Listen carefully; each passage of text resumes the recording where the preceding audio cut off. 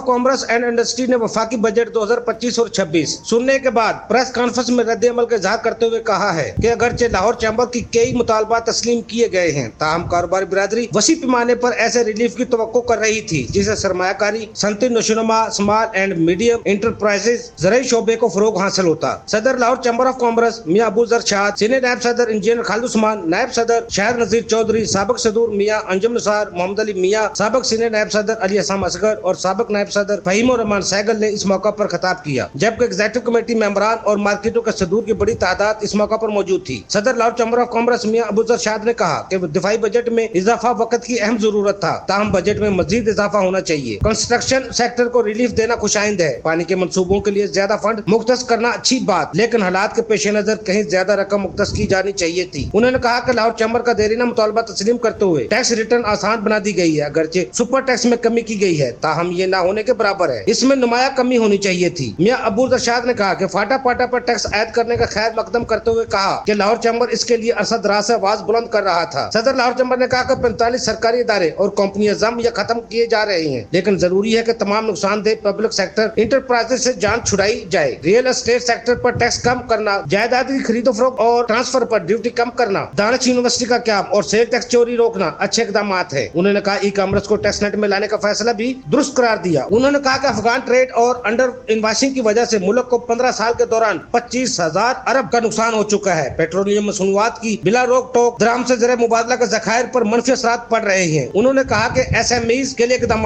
का फुकदान नजर आया है। सीनियर नायब सदर Lahore chamber of commerce engineer Khalid Usman ने कहा कि बजट में ग्रोथ के लिए कोई हिकमत अमली नजर नहीं आई, तनख्वाहदार तबके पर टैक्स न होने के बराबर कम किया गया है, उन्हें मजीद रिलीफ की जरूरत है। पेट्रोलियम मसनूआत पर टैक्स लगाना मायूस कुन है, दस्तावेजी मुआशरत की हौसला शिकनी होगी। नायब सदर Lahore chamber of commerce Shahid Nazir Chaudhry ने कहा कि स्टेक होल्डर की मुशावरत के बगैर तश्कील दी गई पॉलिसियां फायदेमंद साबित नहीं हो सकती। साबिक सदर मियां अंजुम निसार ने कहा कि बजट की डायरेक्शन सरमायाकारी का फरोग होनी चाहिए थी। इंडस्ट्री ज़राअत अभी वसाइल के लिए बहुत कम बजट रखा गया है। कॉस्ट ऑफ डूइंग बिजनेस कैसे कम करेंगे, मौजूदा टैक्स दहंदगान को ही निचोड़ा जा रहा है। साबिक सदर Lahore chamber of commerce Mohammad Ali Mian ने कहा कि मकामी महसूलात में कमी नहीं की गई, बिजली की कीमत में कमी नहीं की गई। ऑटोमेशन में जाने के बाद FBR के स्वाबदीदी इख्तियारात बढ़ाने का क्या मतलब। साबिक नायब सदर फहीम रहमान सहगल ने कहा कि ताजिर बरादरी की मुशावरत से बजट बनाना चाहिए था। काफी अच्छा दे दिया हमारे साहब ने, हमें उम्मीद यही है कि ये अगर बेरोजगारी कमी है मुल्क की, अगर इकोनॉमी को ट्रैक पे लेके आना है, अगर गवर्नमेंट रेवेन्यू जो 17,000 अरब रुपया है, उसका एक ही हाल था, एक ही तरीका था कि इंडस्ट्री को जो है वो फैसिलिटेट किया जाए। इंडस्ट्री होती है फैसिलिटेट, या तो उसके ऊपर जो चीज़ें हैं वो कम किया जाए, या जो टैक्सेस हैं FBR के उसको एक्सपेक्ट किया जाए, या जो बिजली है उनको कम किया जाए। तीन स्टेप में से गवर्नमेंट एक स्टेप कर गया, इसके लिए जो रॉ मटेरियल में RD थी और बिजली को कम की, ये बहुत कम इसमें फर्क पड़ेगा। बिजली ऑलरेडी हमारे बजट से बाहर है, खबर ये है महंगी होने जा रही है, और जो लोकल टैक्सेस हैं उसमें कमी कहीं नहीं की गई, और हमें खर्चा है जिस तरह टैक्सेस इस पर लगे हैं। उससे ज़्यादा बात ये है कि FBR के जो इख्तियारात हैं, जो डिस्क्रिशनरी मीजर्स हैं, जो अथॉरिटी है उसको बढ़ा दिया गया है। जब आप सारी ऑटोमेशन पे जा रहे हैं, जब आप सारा सिस्टम टैक्स लेके आ रहे हैं, तो ये कंट्रडिक्शन है बहुत बड़ी। तमाम अभी आया मिनिस्टर साहब ने कि अभी ये लाइन बनती है कि अभी जो इख्तियारात हैं FBR के उसको ना बढ़ाया जाए। मैं समझता हूँ कि जो पॉलिसी थी गाड़ियों पे बिल्कुल क्लियर नहीं है। तो हमारा मिडिल क्लास जो हमारा बात था खादी का उसके लिए लाने का मज़ीद बड़ी गाड़ियाँ थी जिनके पास ज्यादा हो सकती है, उस पर शायद अब्जॉर्ब हो जाती है।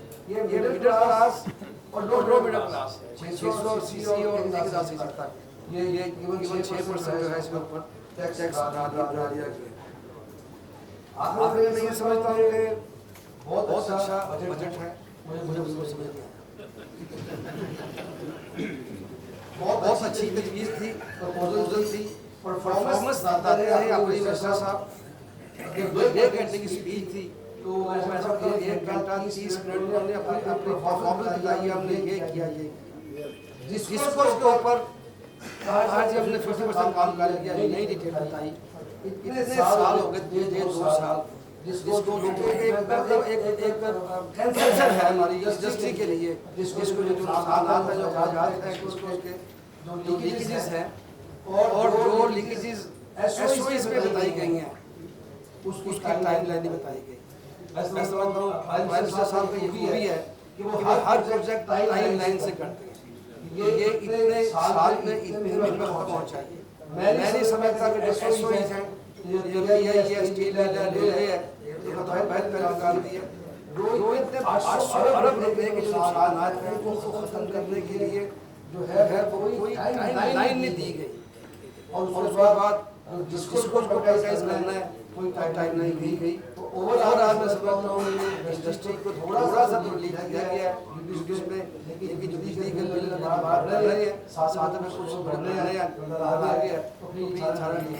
बहुत शुक्रिया जी, थैंक यू वेरी मच जी। जी नेक्स्ट स्पीकर है हमारे जी, हमारे बोर्ड मेंबर भी हैं और चेयरमैन प्याफ जनाब तैमूर रहमान साहब। थैंक यू एसपी साहब। आज के बजट के हवाले से मेरे ख्याल में जब तक हम IMF के प्रोग्राम में हैं तो मैं इसके बारे में ये कह सकता हूँ कि IMF का इम्पोज्ड बजट है, बेसिकली इस कमेटी का प्रपोज्ड बजट है।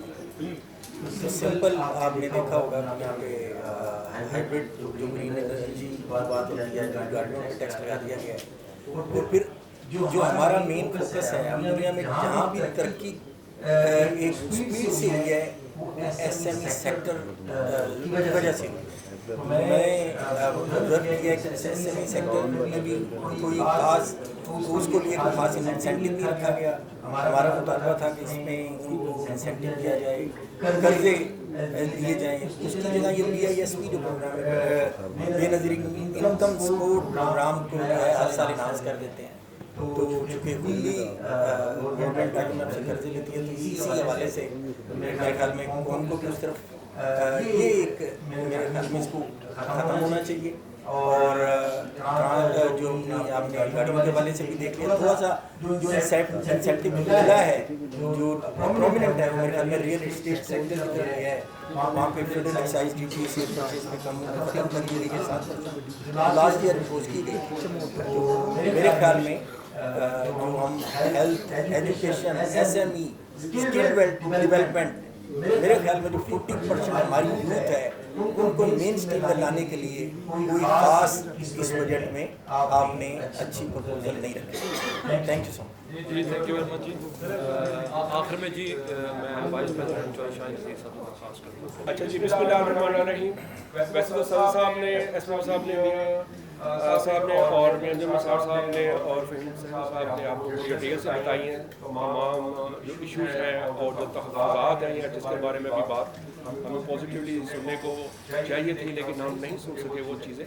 उसमें एक दो चीज़ें और मैं इसमें ऐड करना चाहूँगा। एक तो जो टैक्स नेट है उसको बढ़ाने के लिए कोई भी ऐसी बात नहीं की गई, और जो टारगेट है रेवेन्यू जो है उसको बहुत ज़्यादा बढ़ा दिया गया।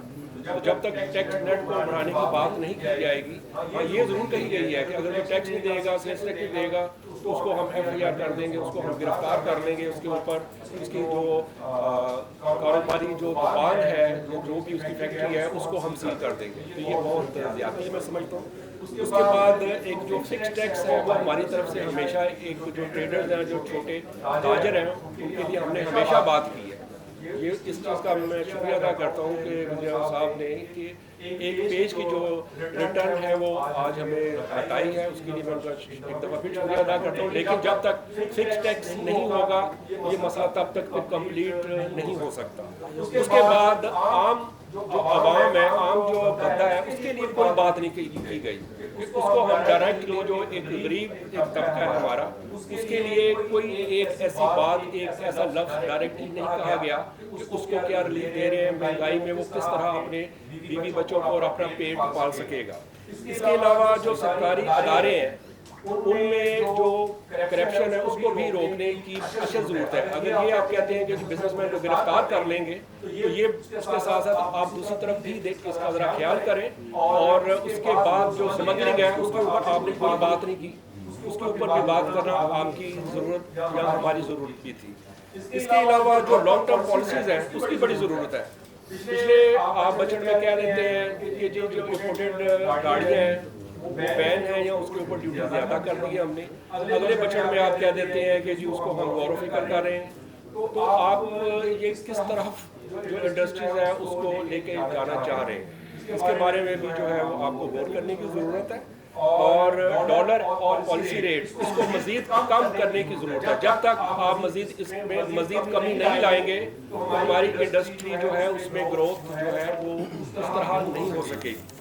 और जो सेल टैक्स है इसकी जो शरह है उसको कम करने की ज़रूरत है। दुनिया में इतनी सेल्स टैक्स की शरह नहीं है जितनी कि आपने पाकिस्तान में रखी हुई है। और क्यों रखी हुई है? और दूसरी तरफ आप कहते हैं कि जो सेल टैक्स नहीं देगा उसके साथ आप जो जुल्म सितम करने जा रहे हैं, ये नाइंसाफ़ी है सरासर। इसके अलावा जो MPR पे इख्तियारात दे दिए हैं उसके बारे में भी हमें तहफ़्फ़ुज़ात हैं जी कि इतने ज़्यादा उनको आपने इख्तियारात नहीं देने चाहिए। और जो बंद इंडस्ट्री है आप उसके बारे में भी बराह करम सोचें। जो इंडस्ट्री बंद है मालिकान की है और वो बंद कर चुके हैं, चाहे उसमें बड़ी इंडस्ट्री है, दरमियानी है या छोटी है, आप देखें वो बंद कर चुके हैं। उनके लिए ऐसी पॉलिसीज लाएँ या उनको कोई ऐसा कोई बजट दें लॉन्ग टर्म कम उसकी शरह सूद हो ताकि वो अपने पाँव पे खड़ी हो सके और हमारी जो लोकल इंडस्ट्री है ग्रो कर सके और हमारी एक्सपोर्ट बढ़ सके। इसके बाद जो है मैं आखिर में ये कहूँगा सब बात ये जो बातें हम सब ने यहाँ की हैं और बाकी चैम्बर्स ने भी की होंगी और बाकी बिजनेस कम्युनिटी ने भी की होंगी, इस बजट को पास करने से